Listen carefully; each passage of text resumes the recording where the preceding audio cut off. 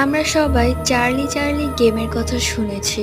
ও একটা অনেকেই খেলেছি। আমিও একজন ভূতে বিশ্বাস করি না। তাই আমিও ভাবলাম আমিও খেলবো, যে আসলে সত্যি কি ভূত বলে কিছু আছে। আমি প্রয়োজনীয় সবকিছু কিনে এই রাত ৩টার সময় খেলার জন্য প্রস্তুত হয়ে গেলাম।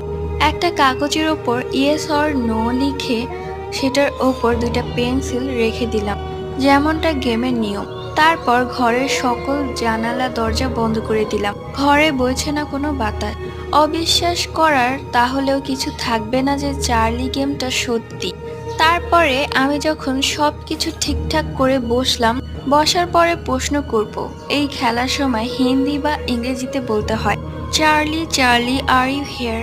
তারপরে অবাক করার বিষয় হলো যে ওপরকার পেন্সিলটা নড়ে গেল এবং ওটা খুললো ইয়েস। আমি মনে করলাম বাতাসে উড়ে গেছে হয়তো। পরবর্তী গল্প পার্ট